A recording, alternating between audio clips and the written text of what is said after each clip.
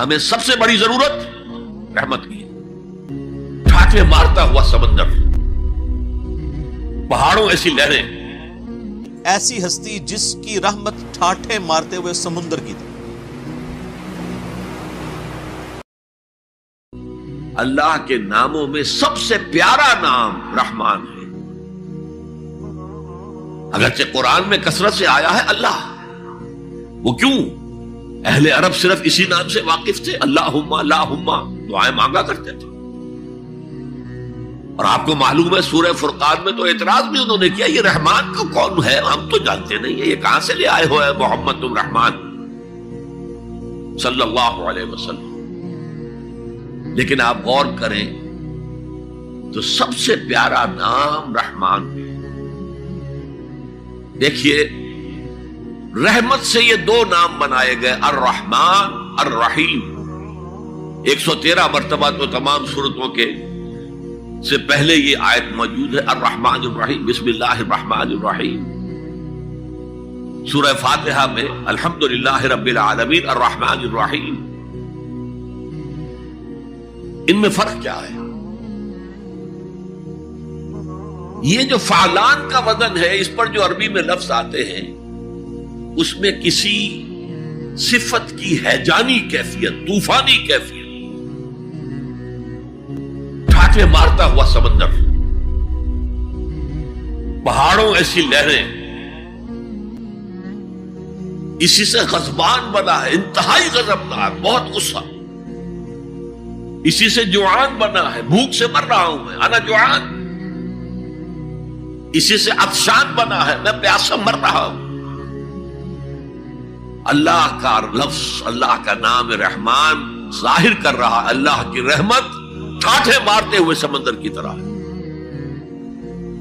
اور رحیم فعیل کے وزن پر ہے، جس میں دوام ہوتا ہے، تسلسل ہوتا ہے۔ تو اللہ کی رحمت جہاں ٹھاٹھے مارتے ہوئے سمندر کی طرح ہے، ساتھ ہی وہ آہستگی کے ساتھ مسلسل بہنے والے دریا کے مانند بھی ہے، تسلسل کے ساتھ۔ اب ان دونوں کا ریلیشن اگر میں آپ کو ایک مثال سے سمجھاؤں، اگر کہیں کسی بس کا ایکسیڈنٹ ہو جائے اور آپ دیکھیں کہ کوئی عورت جو ہے مردہ ہو گئی ہے اور کوئی شیر خار بچہ اس کی چھاتی سے چمٹا ہوا، اسے کیا پتا میری ماں مر گئی، اور کوئی آئیڈینٹیفیکیشن نہیں ہو رہی، کچھ پتا نہیں ہے یہ کون خاتون تھی، کہاں سے آئی تھی، کچھ نہیں۔ آپ بتائیے اس وقت کون سا انسان ہوگا جس کے دل میں رحمت کا دریا جوش نہ مار جائے، اس بچے کی سرپرستی میں کر لوں۔ یہ انسان کی فطرت ہے۔ لیکن جب وہ گھر لے جائے گا تو ہو سکتا ہے کچھ دن کے بعد وہ محسوس کرے کہ میں نے خامخواہ کو یہ بوجھ اپنے اوپر لے لیا ہے، میرے تو اپنے بچے بہت تھے۔ گویا کہ جوش تو آیا، دوام اس میں نہیں ہے۔ اللہ کی رحمت ٹھاٹھے مارتے ہوئے سمندر کی طرح بھی ہے، اور اس میں دوام ہے، دریاؤں کا سا دوام، تسلسل سے بہنے والا۔ اور سب سے پیارا میں کیوں کہہ رہا ہوں یہ نام؟ ہمیں سب سے بڑی ضرورت رحمت کی ہے۔ دیکھیے اللہ رازق ہے، اللہ رازق ہے، ہمیں رزق دیتا تاکہ ہم زندہ رہیں، اور اس نے ہمیں زندگی اس لیے دی ہے لِيَبْلُوَكُمْ أَيُّكُمْ أَحْسَنُ عَمَلًا، تاکہ تمہارا امتحان لے۔ تو رزق دینا اس کی ضرورت ہے، میری ضرورت نہیں ہے۔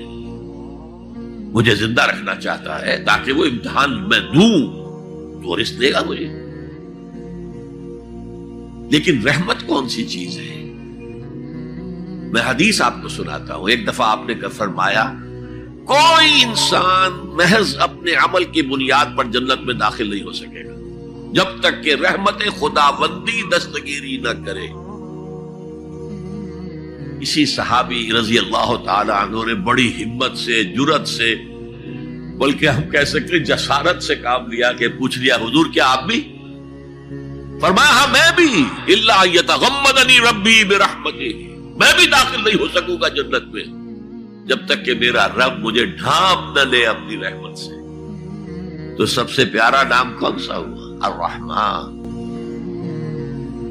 عید کے دنوں میں اتنے سارے بیل جب جا رہے ہوتے ہیں، اگر ان کو یہ پتا چل جائے کہ ہم ذبح ہونے کے لیے جا رہے ہیں تو وہ تو تھی تھرتھلی مچا دیں. تو ظاہر ہے کہ وہ ان میں بس انسٹنکٹ ہے، اس طرح کی عقل نہیں ہے کہ وہ حالات کو فورسی کر کے مستقبل پلان کر سکے.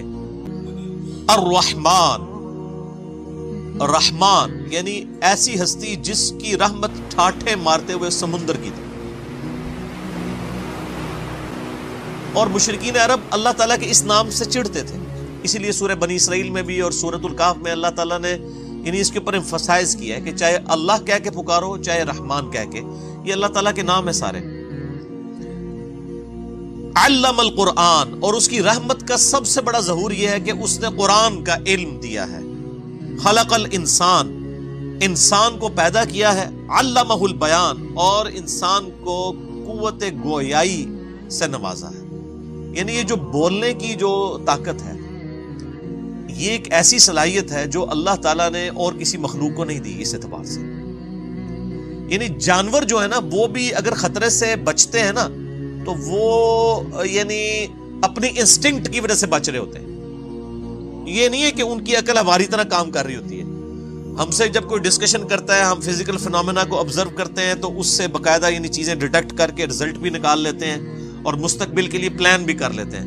لیکن جانور تو بیچارے کوئی مستقبل پلان نہیں کرتے. جب خطرہ آتا ہے اسی وقت وہ بھی اسی خطرے سے واقف ہوتے ہیں جو خطرہ آلریڈی ان کی انسٹنکٹ میں موجود ہوتا ہے. اگر یہ نہ ہوتا ہو تو میرے بھائی کوئی آپ جانور ذبح ہی نہ کر سکتے. عید کے دنوں میں اتنے سارے بیل جب جا رہے ہوتے ہیں، اگر ان کو یہ پتہ چل جائے کہ ہم ذبح ہونے کے لیے جا رہے ہیں تو وہ تو تھی تھرتھلی مچا دیں. تو ظاہر ہے کہ وہ ان میں بس انسٹنکٹ ہے، اس طرح کی عقل نہیں ہے کہ وہ حالات کو فورسی کر کے مستقبل پلان کر سکے اور پھر اپنی بات صحیح طریقے سے کنوے کر سکے دوسروں تک. کمیونیکیشن ان کے اندر بھی ہے لیکن بس اتنی ہے جو اللہ نے ڈومین ان کو سکھائی ہے. یہ نہیں ہے جس طرح انسان جو ہے کتنی لمبی پلاننگز کرتا ہے اور معاملات کو لے کے چلتا ہے، یہ چیز ان کے اندر نہیں ہے. اور پھر انسان جو ہے وہ بیان کی طاقت رکھتا ہے، یعنی اپنی چیزوں کو ایکسپریس کر سکتا ہے.